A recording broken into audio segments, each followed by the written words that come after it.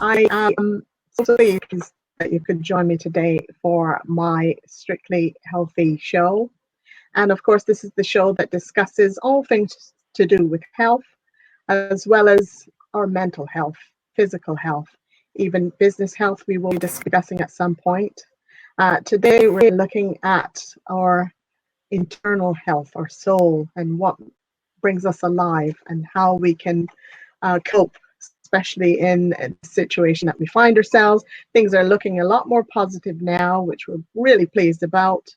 And hopefully you are getting some value from this as well. So today I'm very excited because we have a very special guest, Janine Johnson. She is a soul singer. I don't know how she would describe herself, but we'll find out in a minute. But just want to welcome you in, Janine. Hello. Thank you for joining me today. Lovely to have you on my program today. And well, we'll get into all aspects about yourself, who you are, and find out a bit more about your past, etc. And I was really hoping we could play some of your music today, but we'll still try and see if technology will help us. So anyway, today I just wanted to welcome you here. And a few questions before we get into it. First of all, I'm asking everybody really how they're coping. First of all, how are you coping in this whole situation? You first, if you could tell me that. Well, to be honest, I think I'm doing okay now. I think at the beginning, it all felt like a bad dream. You know, you're in a dream, you think, oh, at some point I'm going to wake up and it will just, it won't be true. But as the months went through, you realize that this is real. We are living this, and it's not like going away anytime soon. So I know. Yeah. At first, I think I was like, all right, I'm just going to make the most of my time because it won't be for long. This is great. I rarely have this much time at home to do so many things. I've got such a big to-do list. I thought, well, let me start getting that done. But, as time goes on, you think, well, I've done that bit of the to-do list. There's still nothing happening, and it does get a bit difficult, especially when I'm someone who does a lot of work in theatres, in front of large audiences. So almost everything that I do, has disappeared overnight. So yes. So I take it you've been finding alternative now. Yeah, good. So you've been finding alternative things, I take it, to be able to possibly get your message out there. I mean, YouTube is a savior, isn't it, for you? Yes, I think YouTube's great. That has been one of the things that I've been doing at my lockdown sessions. And I've been able to collaborate with a lot of musicians that I probably wouldn't have the opportunity to work with because we're all so busy. Everyone's traveling and touring with different artists, and so I've had some really top-notch musicians that I've been able to get on board to do things because we're all sitting at home and we just want to be creative. So some beautiful projects have been born out of the pandemic. Yeah, definitely. Brilliant. I think a lot of people are saying that too, that some positive things are coming out of this whole situation, really. Definitely. And people are finding positive things to apply to this situation. Yes. I think. Yeah, good. Well, let's regress a little bit. I want to go back and just chat with you a bit about who you are, where you came from, what's your backstory. Can you share that with us? Okay, well, I'm a singer and an actress. That's about it. I was born in London to Jamaican parents. Yeah. That's amazing. Sorry? I was going to say, when did you find out that you could first sing? Oh, wow. Since I was a child. I did my first musical at 8 years old. Oh, wow. Yeah. Where was that? King and I. It was The King and I. Where was that? Is that in London or? In London, at the Lewisham Theatre. Catford. Is it Catford? Yeah. Catford Broadway, the Broadway Theatre. That's the one. I had one line to say. I still remember it to this day. I was 8, and it was like, "Do you like us?" That was it.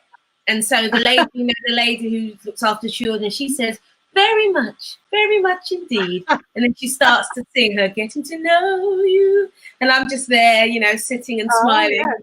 That was my first ever gig. Well, we just got a little bit of your voice just now, so which was lovely, actually. Oh, I think you could still manage it. I might get it out of you later on. Who knows? Anyway, so at 8 years old, you did this gig with the King and I. Did you sing then, or you just had the one line, or what? Oh no, we sang. You sang, yeah. But I mean, just going back a bit, as a child, did your family discover that you could sing, or you discovered you could sing? How did that sort of work? Well, my family are churchgoers, so you know, you go to church every Sunday, Sunday school.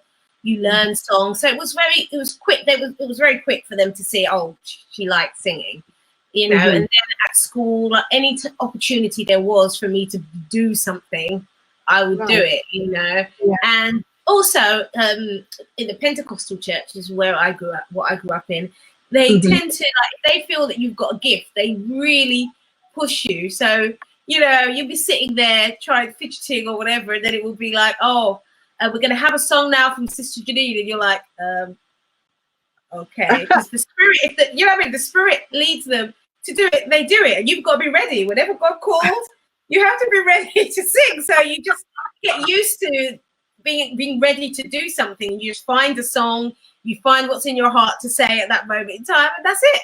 You know, so I've had a good training from a very young age. Brilliant. Oh, good. Right. So how then did you get from that, you know, say King and I, and then to sort of what's your journey been like so far? Ooh. To this point that, I mean, you are a professional singer, obviously. Yes. How did you sort of get from there to here? Wow, that is a long story. I'm going to try and resume it really quickly. So, okay, that's fine. We got some time. I don't know. It's a long story. But so as a child, obviously my parents, they saw that I had aptitude for the arts in general, singing, so dancing, acting. So I did lessons from very young. I did dance classes, tap, ballet, modern. I did drama lessons and piano lessons. I remember going on holiday as a child to Jamaica, and there was a piano in the house that I was at. And I learned to play like 2 nursery rhymes. I think it was Twinkle, Twinkle, Little Star and something else. And as soon as I came home and I showed my parents, they were like, oh, we're going to send her to some piano lessons. Anything that I showed an aptitude for, they were like, well, let's push you in that direction. Let's get you to do that. So that's how it started. And that was up until about 16. Then I kind of left. After GCSEs, I went to 6th form to do A-levels. And there it kind of stopped for a bit. I was just doing A-levels, and then I went on to university to do economics and Spanish, which had nothing to do with music. Music was kind of in the background, but it kind of, you know, it was very much in the background. Once I was in Spain, I had to do 2 years in Spain as part of my degree. And whilst I was in Spain, I started to hang out in some clubs and that, and they had live music. And so I ended up getting involved with different bands and that at the weekends. And that kind of grew for about the next couple of years before I started to realize I finished my degree and I was working in imports and exports and stuff. I was doing nothing to do with music, but the weekends I'd sing in bands and that. And that grew and grew.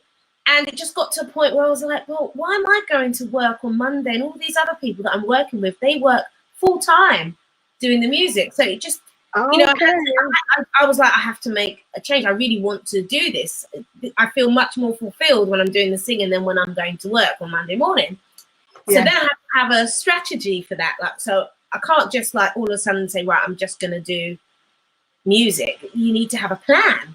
So I started to increase the amount of work I was doing. So any holiday time I got, I would use that to do more music. Instead of going on holiday or whatever, I'd do more music.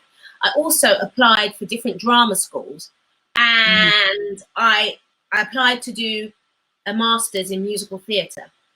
So basically I got offered, I went and did auditions. I was coming back and forth from England. I didn't want to do them in Spain because, I mean, England's the hub for musical theatre. Why would I stay in Spain. So I came back and forward doing auditions, and I got into 3 different schools, and I chose to go to Guildford School of Acting. So basically, and that took about a year, you know, of that preparation. I remortgaged my flat that I owned in Spain, and I paid for my master's. I came back, and the rest is kind of history. I finished the master's. I ended up getting an agent and starting being put up for acting and singing jobs. And it's just kind of grown from there. But it was a slow process at the start. So you say it was a slow process. How long did it take you from the time you sort of started to sort of where you became famous, if you like? Oh, I wouldn't know about that. I don't consider myself to be famous. Maybe in some circles I'm well known, but I'm sure you are. I'm sure you are. But I would say approximately from the time you start thinking about what you want to do and it becoming a full-time full-time performer, I would say roughly around 7 years, maybe. That doesn't seem long to me. Doesn't seem long. It does to me. I'm a very patient woman, especially when it's like, I know I can sing. I know I'm good at this, you know, and it was like I was starting way behind a lot of people because I'd taken all those years out just doing like my academic stuff. So it was like, I want to move forward, but you have to kind of pay your dues in a way. You start off with a few parts, people start to see that you're really good at what you do, and then they hire you again, and they hire you again, and it's it can be soul destroying at times. I'm still waiting to hear back from some auditions that I've done, you know, last week. So you just never know. But the joy that you get for the gigs that you do get, you know, it's how can I say it? It's uncomparable. You just can't imagine, you know, the joy and how good it feels when you're doing what you're meant to do. So it's always worth it, even though it can be a bit stressful. It's food for the soul, isn't it? When you do something that you enjoy, you're doing what you love doing. Yeah. Great. I'm glad to hear it. So, what would you say your greatest gift is? Would you think that it's singing, or do you think there's another gift in you somewhere that you want to get out? Or? Well, I think you're constantly learning and growing as a person. So maybe there's other gifts that I'm not aware of that may come out. You know, I think a lot of people during this pandemic have discovered a lot of things about themselves. I've been doing a lot more acting recently. I was acting before. What have you acted in? that we know of, that we can see and watch. Really? Was there anything? Well, a lot of things are on theatre performances, so not anymore. But I did Blues Brothers. I did The Harder They Come. Do you remember the Jimmy Cliff film? Yeah. Well, there was a musical based on that film, and I played a character called Pinky. Okay. And Queen. I'll have to watch that now. And you said the Blues Brothers? Blues Brothers was a musical that I did as well. And I've done many other things. Last year I was touring with a show called Aretha Respect, where I played Aretha character, and I was just singing loads of songs and talking about the life of Aretha Franklin. And that was great. I also toured last year and was supposed to tour this year with Ali Ash and Jeanette from Strictly Come Dancing.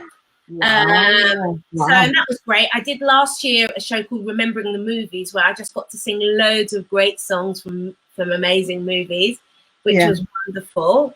And this year I was supposed to do Remembering the Oscars. Again, some Oscar-winning songs I was supposed to be singing, but because of COVID, we didn't get to do that. I was rehearsing for it, and I think we went into lockdown on the 17th of March, and I was supposed to start touring with them on the 22nd of March, all the way through until May. So imagine all that working, learning all these routines and singing and songs, and then it's like, no, it's not happening.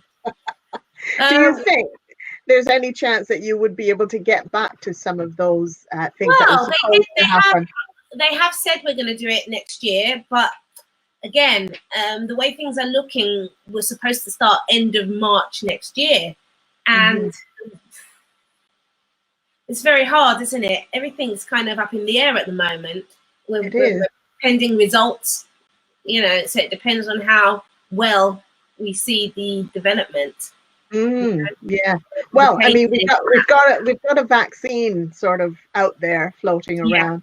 I'll just segue a little bit. I'm asking sort of everybody, people I come across, whether live or, in person. What do you think of this vaccine? Do you think that it might be?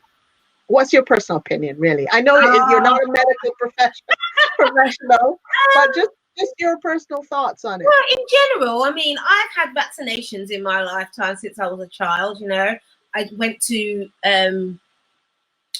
Brazil earlier this year to perform, and I had to have the yellow fever jab. I had it; it wasn't a problem. And that I'm a bit concerned about this new vaccine because of the short period of time that they've been developing it. That concerns me a little bit when all the other vaccines that we've had have taken so long. Yes, technology is advancing, science is advancing, and they've put a lot of they've concentrated a lot of time and energy into this. So maybe it's just been an intensive, job. So I don't know. I am still not 100% sure. I do think it's important to have something, and to see how it works. I'm just not sure if I would have given everybody the vaccine straight away rather than do longer testing, because it's like, we might know that they've had no side effects in this period of time, but that's a short period of time to know if there's any side effects. I think we're not going to know whether there's any side effects until years to come, and that concerns me. That concerns me, I think. But then how do we get out of this situation? The economy needs to be built up. We can't all just stay in lockdown for the next couple of years. So I don't know. I'm not a scientist. I think that's a fair point. As time goes on, maybe by the end of the year, next year or something, maybe I'll have it. I don't think I'm going to be the first one running up to get it. I'm going to be honest. But also, I think there's other people that are more vulnerable, and I definitely won't be first on the list anyway to get it. So, if you're not vulnerable, no. I'd like to do a lot more research, see what all different people are saying, and to see whether there've been independent bodies that have got no ties to the government or no reason, to they're not going to benefit in any way from it. I'd like to have some independent evaluations of the vaccine. I'd like to see some of those and see what they say. Put it that way. Yeah. Well, I think that vaccines can be good, and they've been working for people in many years. So I don't see why we won't get to a really good place with it. I just don't know whether they're at that place right now, or whether it's kind of desperation we need to get something out there. Do you know what I mean? That's the only thing. No, I understand what you're saying. Fair point, and very comprehensive answer, to be honest. I wasn't expecting that much, but hey, I'm pleased that you were to me. My health is important to me, and that of everybody else around me. It is important. So indeed. Yeah, no, that's great. Thank you for that. So a couple of other questions here, just to find out a little bit more about you and your past life as well. Who was a standout person in your life? Who was somebody that sort of helped to guide you throughout life? Oh wow! Well, I'd say definitely my mom and my gran. There'll be two women that were great influences for me. My gran passed away a few years ago, but my mom still is a great influence. She's a midwife. She's a reverend. She's got such a vocation to serve people, and I've had that growing up. That I've had her as an example. So I would say she's definitely one of my biggest. And okay, good. And can any of them sing or could sing in the past? No, like your not mom really. or your grand? Only anybody else in your family as well can sing. Was there anybody else in your family that can sing? Yes, my grandma. Your grandma. Oh, very nice, very nice. So, what else can you tell us about yourself? It's such like What's a standout book for you? Was there anything that influenced you in Oh, your? right. Yeah, well, I mean, I've read loads of books over the years and that, but I do remember being in Spain, and I remember picking up a book at my friend's house, and it was and they said and it was Conversations with God. And I was like, Okay. Conversations with God? And I was like, so I thought, let me pick up that book. And I read it, and it was actually amazing. I think it was Donald, what was his name again? I think I wrote down his name. Donald something. Donald Walsh, that's it, Donald Walsh. And What's the premise of the book? What was it about? He just wrote, he had a conversation with God. You know, he just started to write. It started out, I think he was in a really bad place, no job, a bit like that. And he said he just started to write. And this book just came out of him, like, sort of thing. And it was like he wrote the answers that God gave to him as well. But it just came out in a way that was so fresh. And I mean, you'd have to read it, but it was like, I'm sure there was some kind of inspiration at this point. You know, there were moments it was quite funny, you know, but it just really opened my mind and my heart in a way. So many things that you kind of have there ruminating, you know, ideas and thoughts all of your life. And it just kind of seemed to ask the same questions, you know, that I would have asked if I could sit down for a moment, you know. Yeah, there is plenty of questions that we could certainly ask. You know, could you imagine? Get some more insight. But my belief is the Bible, so I get my answers from there. But yeah, you know, we all have those types of questions, don't we? Yeah. You know, it's there. Anyway, good. Well, I mean, we're coming near the end, and somebody did ask a question actually, and the question was, you know, because you're into economics, etc. Or you were before, I think you said. Yeah. So, any regrets you have from, you know, maybe a career path you had at one point that you were studying for, and now this musical path you're on? Is there any regrets, or would you have chosen something slightly different? Definitely not. Definitely not. I think when I chose economics, that was from a place of not really knowing myself very well. You know, it was like I had no one in my family that was an artist. So for me, music was just a natural thing that I just always did, but I never thought about it as in like I can make money from it. So for me, it was you do your studies, you get your qualifications, and you go out there and you get a job. So that's what I did. But my heart was saying something else, you know, and I'm definitely happier and healthier person since I've started being a professional performer, artist, actress. Yeah, I do not regret that decision at all. I think when it's your passion, when it's your calling, you know, it's a no-brainer. Even though sometimes it can be difficult, you know, you've got that drive and that, you know, you've got the energy to go forward because it's what you love. There's nothing that can compare to being on that stage and sharing with people, allowing that energy to flow to them, to connect with them. You know, there's nothing better for me than that. Yeah, great, good. Well, now that you've mentioned that about your passion, the question I was going to ask is, because this is a show about, you know, well-being, health, etc., including emotional health. How do you, or what would your tip be for helping yourself emotionally? Well, I have my own techniques. One of them is definitely going out in nature. I need to go out in nature. I go out for walks almost every day, and that connects me with something more than myself. You know, and you just can't really understand the benefits. Sometimes you're at home like, oh, I can't be bothered, but there's something that you get from just breathing in that air, just listening to the birds, you know, seeing all the trees and the bushes and the flowers. It's just, for me, that is a definite thing. I also try and do like 10 minutes, 15 minutes meditation in the morning, which I think is really good as well. You know, definitely really good to kind of just center yourself you know. Yeah. And also I think structure, especially in these times when we've been like with the pandemic. At first I kind of just did whatever I wanted, you know, just like, I'll get up, or I might not get up this time this morning or whatever.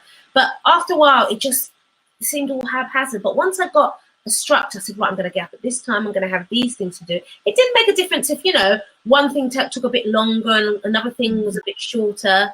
But, you know, more or less I had an idea of what my day was going to look like. And that helps me as well. It gives me like that focus. I think that's really good. So structuring your day and being outside.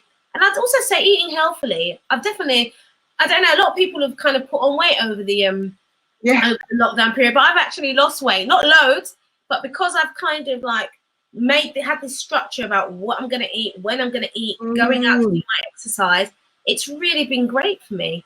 And as an artist, normally I don't have that time. I'm always rushing around. I'll grab this, grab that. So it's like, right, I'm going to set like, what am I going to cook today? What am I going to do here? When am I going to do my exercise? You know what I mean? I think structure is the key. That sounds great. Now I want to pick up on something you mentioned. You mentioned about eating healthily. What are some of the things that you might recommend that or maybe you've done? Okay, well, I kind of do a kind of keto diet and the kind of 16-8. So I'll get up in the morning and I won't have anything to eat probably until about like 12 or something like that. I might have a green tea or something like that, but I can go till probably about there before I have it. So and then you don't eat, you finish eating, let's say about 9 in the evening, you don't eat again until the next day. So I've been doing that. Like a Spanish thing. Low and low carbs as well. I'm not big on like potatoes and rice. I do like my rice coming of Caribbean heritage, but you know, I'll just have a little bit of rice and then make sure there's more veg and meat there than there is rice as well. Yeah. That for me. Other people have different kind of body structures and can probably have more than me, but I've kind of got that. You know, if I have too much carbs, then it's not good. I know as women, yes, that tends to be, that tends to be our enemy a lot of the time. Yeah. Great. I'm so pleased. Now, how can people sort of get a hold of you if need be? I'm on Facebook, Janine Johnson, and I'm also on Twitter and Instagram, Janine Music. It's 2 N's though on Twitter and Instagram, JANNINE Music. Right. So, yeah. Okay. So people can certainly get a hold of you. So I want to thank you for gracing me with your presence today. At all, if we can we get a tiny little bar, anything, just anything. It's not going to be really good here, you know. I'll say Happy Christmas to everyone. I wish you a Merry Christmas. I wish you a Merry Christmas. I wish you a Merry Christmas and a Happy New Year. There you go. We got something. And they can check out my YouTube channel as well, Janine Johnson. And there's loads of music there for you to listen to. I'm so pleased. Thank you for joining me today. And no problem. Hopefully we will keep in touch and possibly have you back on another time. Okay. So, that'll be wonderful. Thank you so much. Bye. So that was Janine Johnson. So pleased to have her on the show today. And you heard a little bit of her tips about what she uses to keep herself in check and to feed her soul. And next week, we have another lovely lady coming on who will be talking to us a bit about what's so wrong about bread. Many people think that we shouldn't have bread, it shouldn't have carbs, but sometimes some things are good and helpful for us. So we'll find out a little bit more about that next week. So look forward to you joining me then. Best of everything and have a good week. See you then.